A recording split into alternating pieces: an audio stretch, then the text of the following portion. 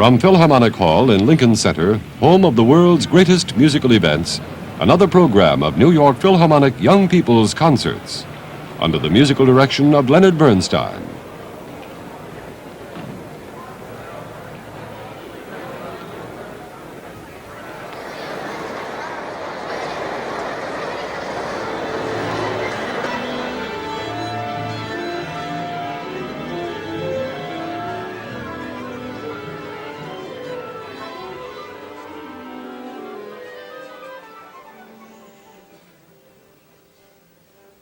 And here is Mr. Bernstein.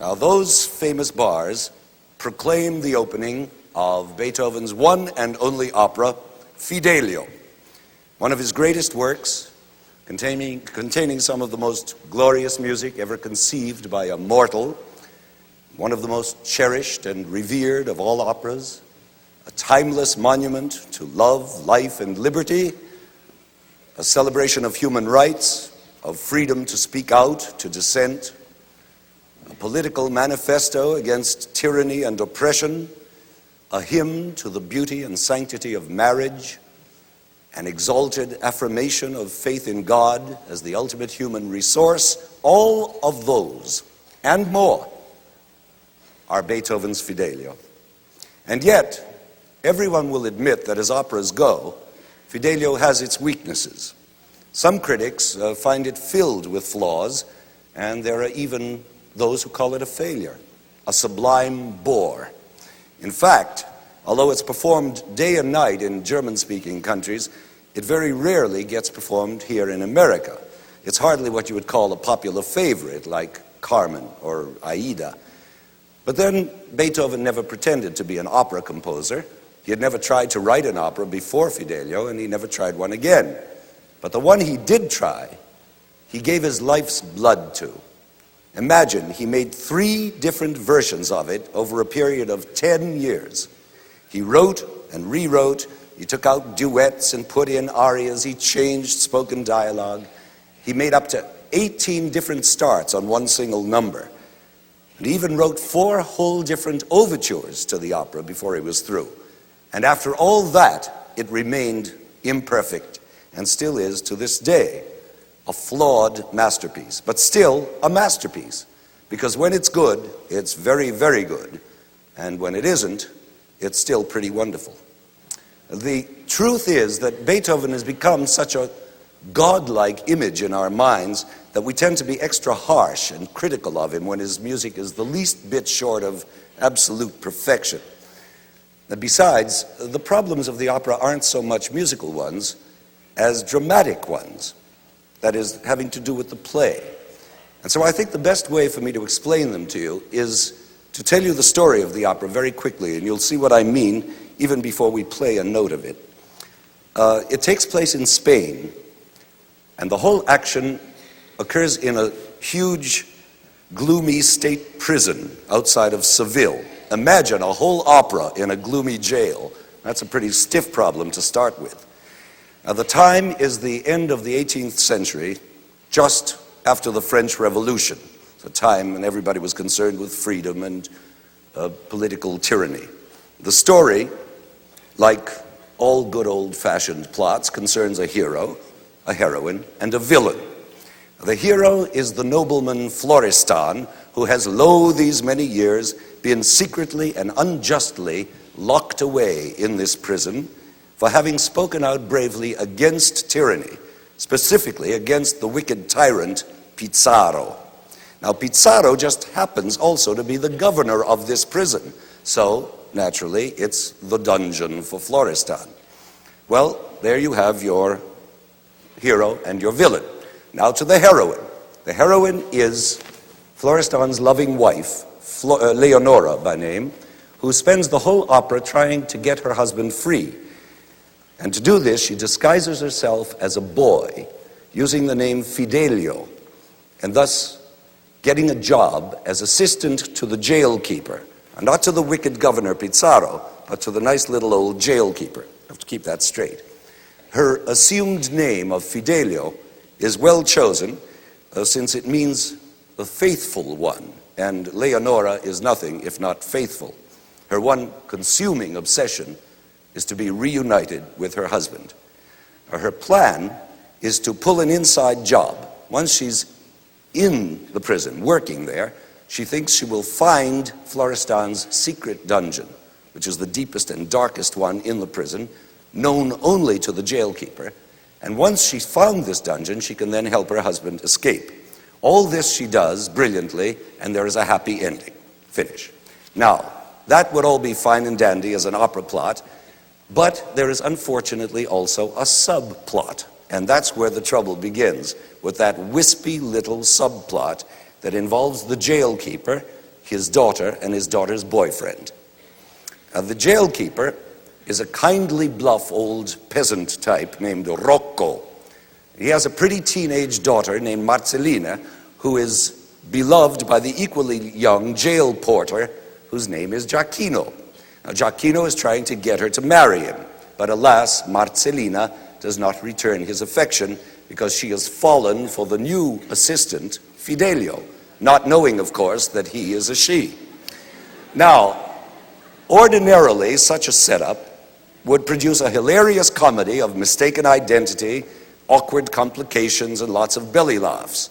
But instead, this little comic triangle gets mixed up with the noble tragic drama of Florestan and Leonora, so that the subplot gradually gets lost in the shuffle and finally disappears altogether. For instance, at the very end, when Florestan is freed and publicly reunited with his wife Leonora, and poor little Marcellina realizes with a thud that there's no such fellow as Fidelio at all, she's given one short line to express her surprise.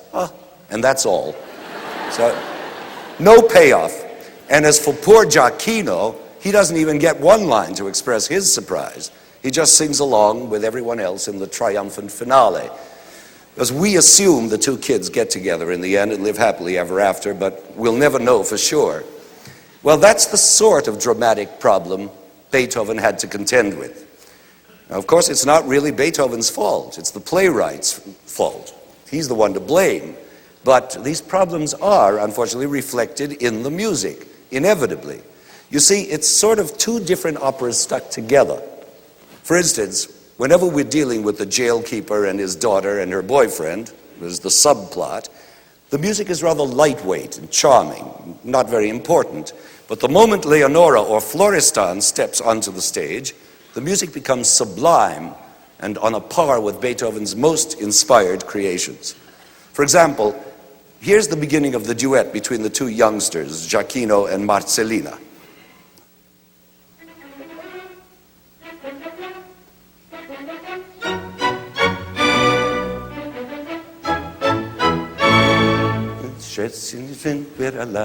It's charming.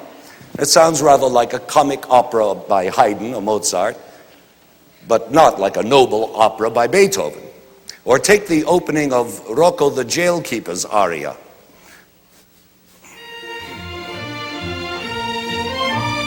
Hat man nicht auch Gold bei Neben, kann man nicht ganz glücklich sein. Well, it sounds like a... Oh, thank you.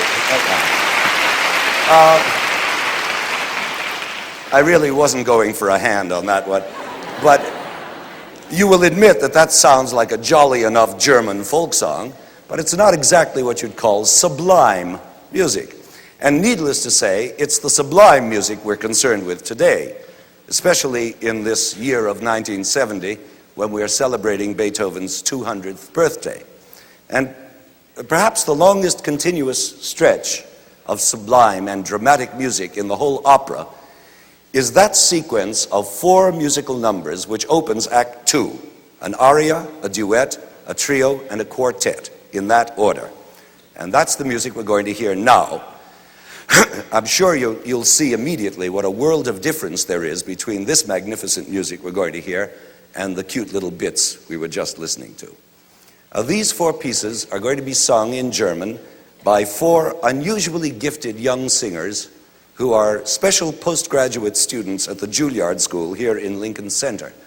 They're a great credit to the school and to its new American Opera Center, which is headed by the brilliant opera director Tito Capobianco. The singers, in order of musical appearance, are Forrest Warren singing Florestan, Anita Darian as Leonora, Howard Ross as Rocco, and finally David Cumberland as the monstrous Pizarro.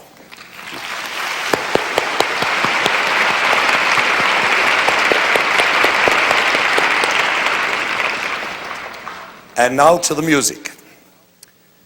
We begin with Florestan's great aria. It's the opening of Act 2. The scene is that dark, dank, scary dungeon where Florestan lies in chains, wasting away as he has for so many years. And the long, mighty orchestral introduction to this scene is one of Beethoven's most powerful utterances, full of threat and pain and dark mystery. Out of this orchestral darkness rises Florestan's suffering voice. God, he sings, how dark it is, how horribly silent and dead. And then he tells in a famous noble melody of how in his days of youth he had spoken out courageously for truth and freedom against the tyranny of Pizarro, only to wind up in this filthy black pit. But he doesn't complain, he says. He has done his duty, he's a man of honor, and believes that God will help him.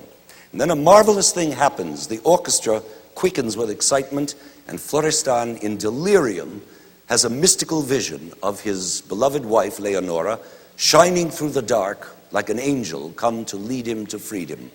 It's almost a hysterical piece of music. It's one of the most difficult things ever written for the tenor voice.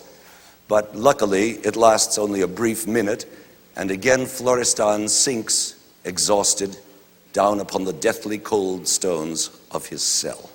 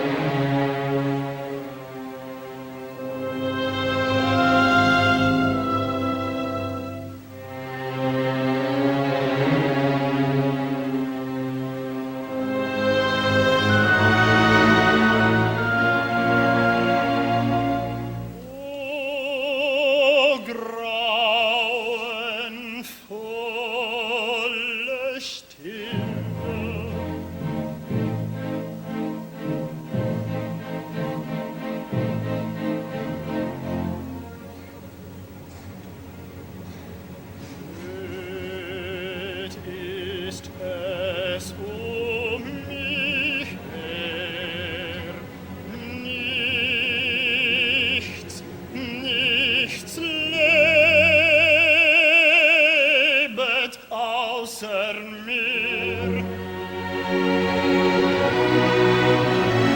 O schwere Prüfung,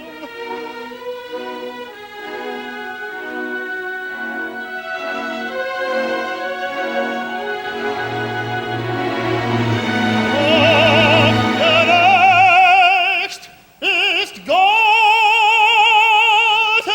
Wille.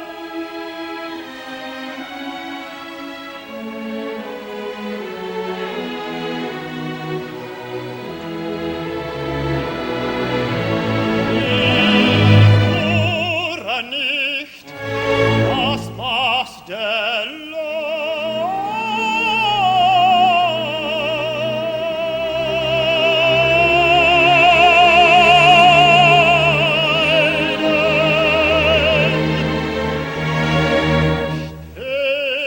steht bei dir. In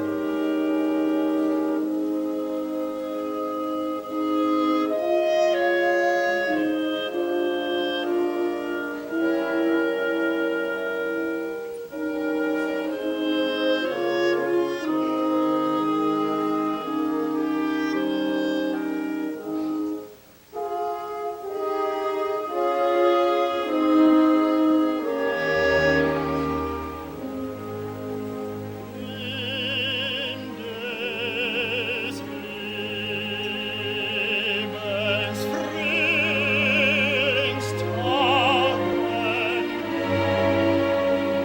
ist das Glück von mir geflohen.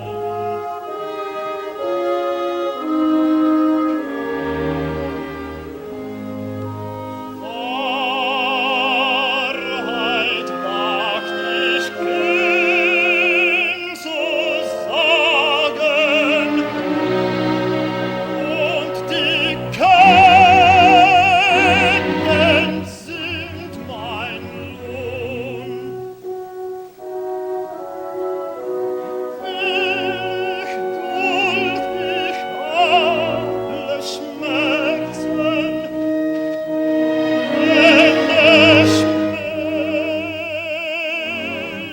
ich meine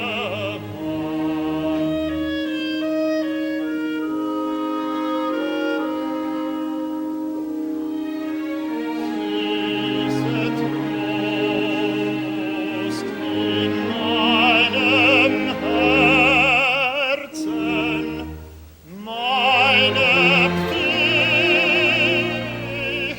hab ich getan.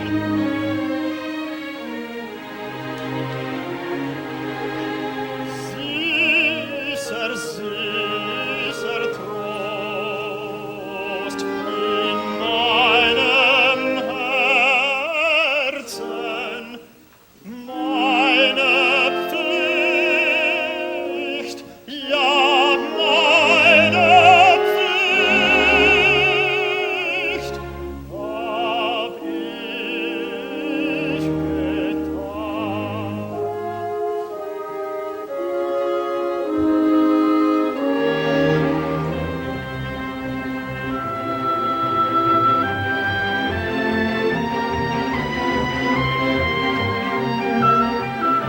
Und es spüre ich nicht Linde, sanft Säuseln der Luft, und ist nicht mein Grab mir erhellet.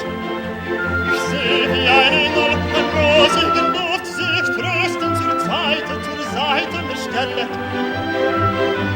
Ein Engel Leonoren, der Gattin sogleich der führt mich sogleich ins himmlische Reich.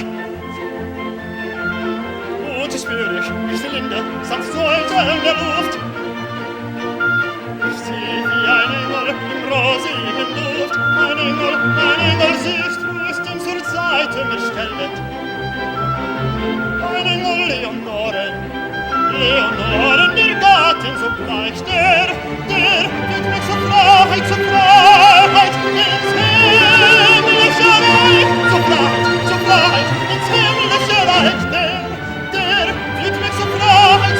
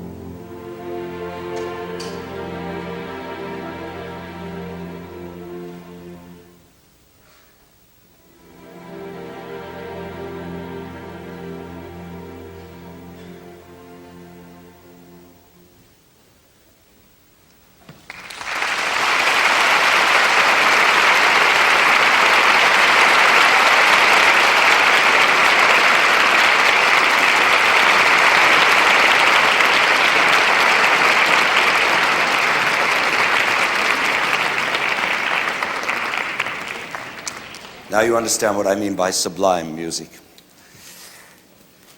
But now, in order to understand what happens next, you must know that in the first act, the cruel tyrant Pizarro has decided to murder Florestan in his cell because he has just been tipped off that the Minister of Justice is about to pay a surprise visit to the prison. And Pizarro can't afford to have the minister find Florestan in his dungeon because that would spill the beans and Pizarro's own crime would be exposed. Can you follow that? I can barely follow it myself. However, those are the facts. And so, he has bribed Rocco, the nice old jailkeeper, to prepare a grave for Florestan in an old abandoned well in his dungeon. And once it has been dug, the plan is for Rocco to whistle a signal, and Pizarro will then slink in with his dagger, do the foul deed, and have Florestan buried before the minister can arrive. It's all a race against time, you see, and the suspense is tremendous. So in this next duet, we find Rocco descending into Florestan's infernal dungeon, a spade in one hand, a lantern in the other, and accompanied by Fidelio, who, as you know, is really Leonora in disguise. Now, she has persuaded Rocco to take her along to help in the digging on the grounds that Rocco is old and weak and needs assistance. As they enter the dungeon, we hear whispered dialogue between them. It's so cold down here, it's so dark. There he is. I can barely make out his form. He seems dead. No, he's just sleeping. There's the well. Look, you're trembling, he says to her. No, it's just the cold, she says, trying to be brave. And so the duet begins. Come on, dig, says Rocco. We have very little time. Yes, yes, answers Leonora. But inside she's praying, give me strength to get through this. Let me set him free. Now, all this is accompanied by a dark muttering in the orchestra, featuring the big double bassoon, which growls away in the depths.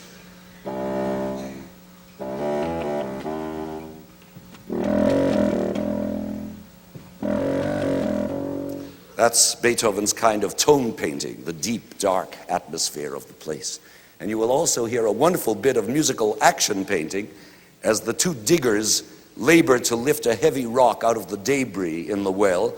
And it's really quite a moment when the orchestra tells you that they've finally done it.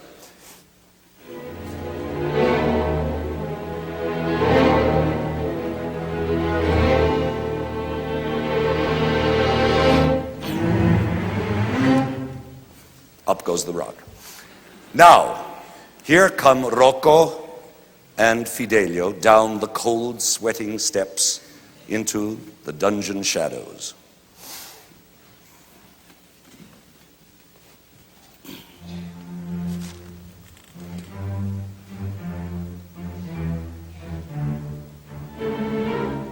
Wie kalt ist es in diesem unterirdischen Gewölbe? Es ist natürlich, es ist ja so tief.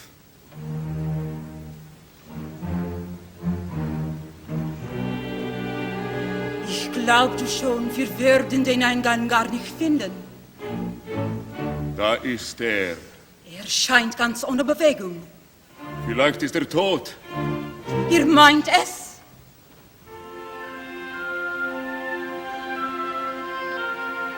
Nein, nein, er schläft. Das müssen wir benutzen und gleich ans Werk gehen. Wir haben keine Zeit zu verlieren. Es ist unmöglich, seine Züge zu unterscheiden. Gott, steh mir bei, wenn er es ist.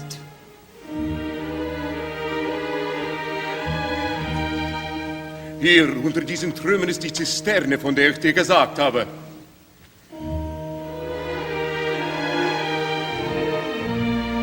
Wir brauchen nicht viel zu graben, um an die Öffnung zu kommen. Gib mir eine Hauer und du stelle dich hierher.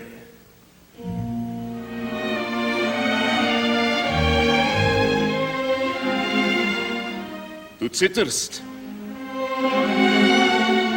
Fürchtest du dich?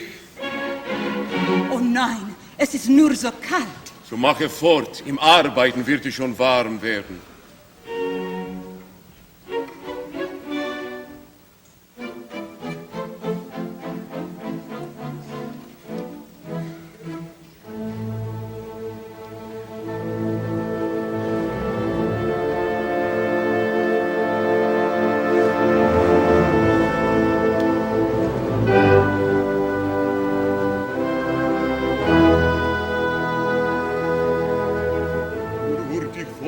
frisch gegraben.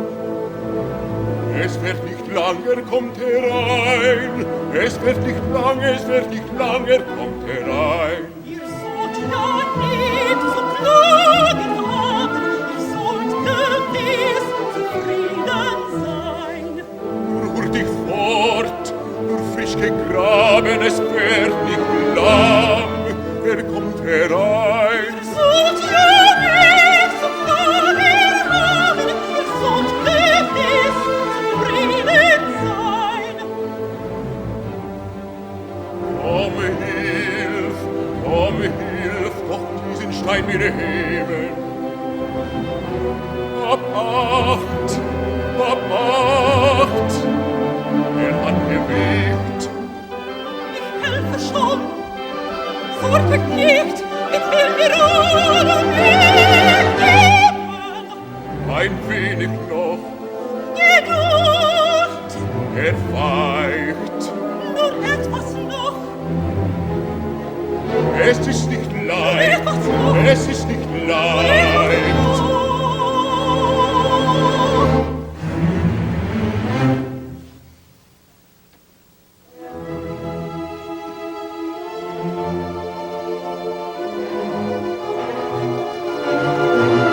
Hurtig fort, nur frisch gegraben.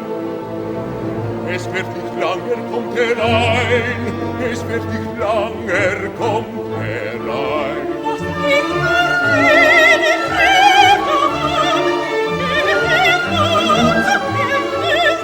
Hurtig fort, nur frisch gegraben. Es wird nicht langer, kommt herein. Es kommt herein. Mein Gott, du sollst mein Opfer sein. Gewiss, gewiss, ich löse deine Böden, ich will du Arme, gib mich ein. Ich löse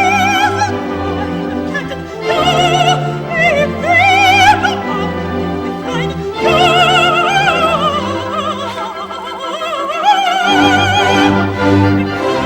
Was zauberst du in deiner Pflicht? Vater, nein, ich zauber nicht. Was zauberst du in deiner Pflicht? Vater, nein, ich zauber nicht. Nur hurtig fort, nur frisch gegraben. Nicht zu klagen haben. Es wird nicht lang, so kommt der Herr. Ja, es wird nicht lang, ja, es wird nicht lang. Es wird nicht lang, so kommt der Herr. Keine Arbeit schwer, keine Arbeit Es schwer. wird nicht lang, so kommt der Herr. Keine Arbeit schwer, keine Arbeit schwer. Das wird nicht wenig frisch Gegraben, es wird nicht lang.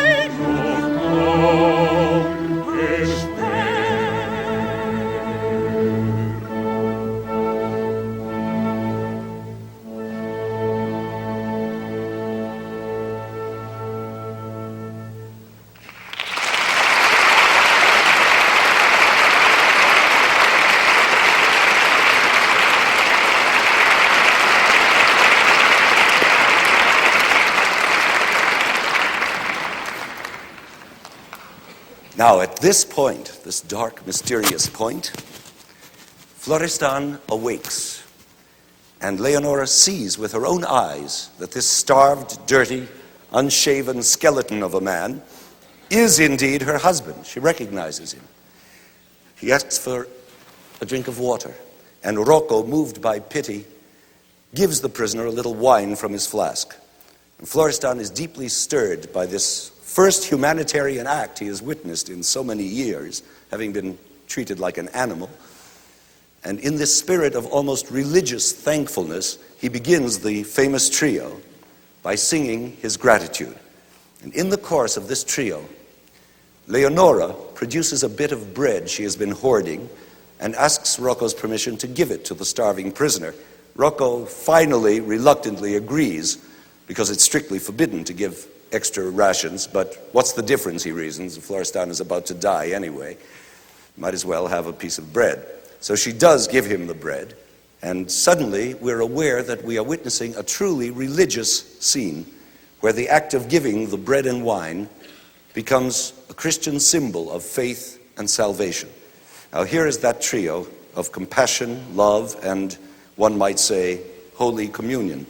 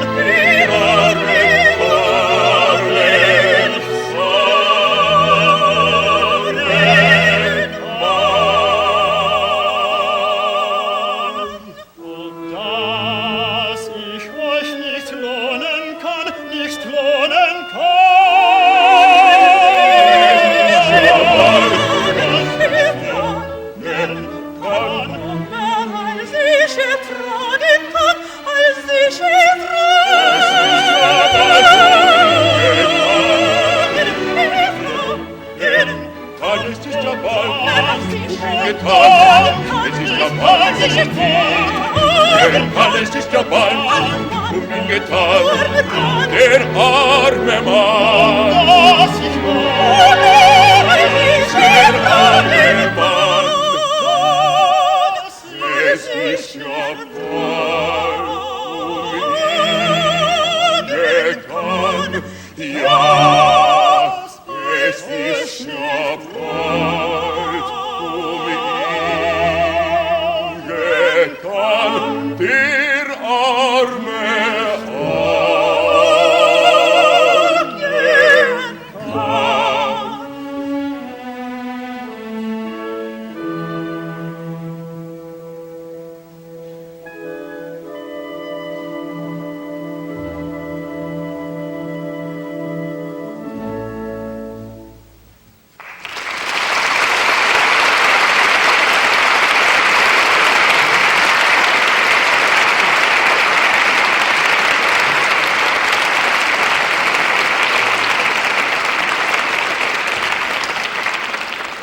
God, that's beautiful stuff.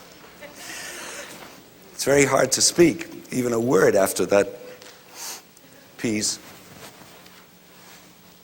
But speak we must, for the evil moment is at hand. The grave is ready, and Rocco whistles the signal. Enter Pizarro, cloaked and daggered, but like all great villains in all operas and all movies and plays and novels, he can't simply kill.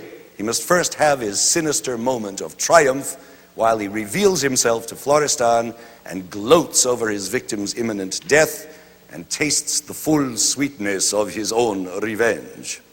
Now, this is, again, one of those glaring dramatic flaws of which this opera is so full. You see, Pizarro knows that he's racing time, that the minister may arrive at any second, yet he can't resist milking his big moment.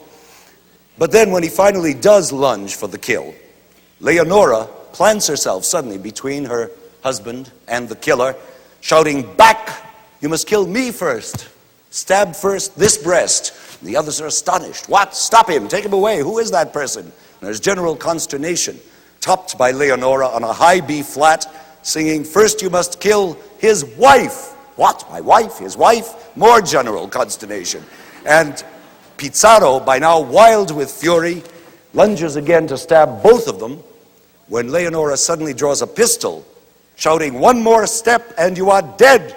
And at that wildly dramatic moment, on the word dead, there is heard off in the distance the famous trumpet call announcing that the minister has arrived. And there is a hushed moment of mixed emotions, wonderment, relief, anxiety, suspense, all mixed together. And then again the trumpet call, nearer this time, louder, and now at last we're sure Pizarro is foiled and the lovers are saved. The minister has arrived. And the quartet then concludes with a thrilling coda, with Leonora and Florestan rejoined, singing jubilantly of their salvation, Rocco singing his relief, and Pizarro cursing his fate. It's a scene worthy of a Western thriller movie, but the amazing and magical thing is that with Beethoven's music, it becomes so much more than that. It transcends our little earthbound sphere of heroes and villains, and it becomes something pure, abstract, sublime, and in the highest poetic sense, the triumph of good over evil.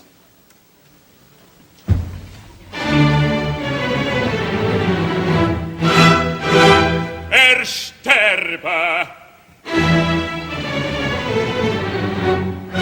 Doch soll es wissen, ihm sein stolzes Herz vielleicht.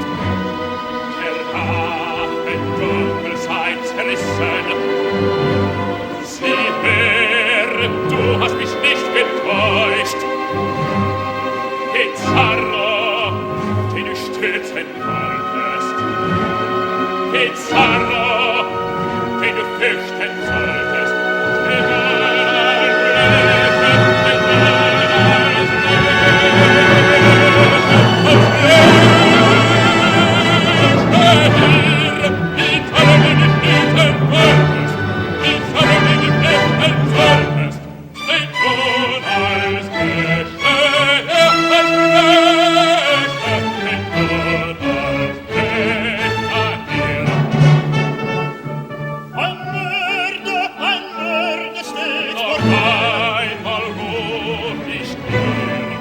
du getan zur Welt?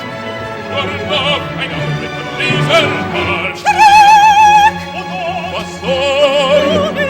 Auf Boden des Tues diese Brust, der Tod sei dir geschworen, für deine Wiederholung. Sei dir geschworen, für deine Wiederlust.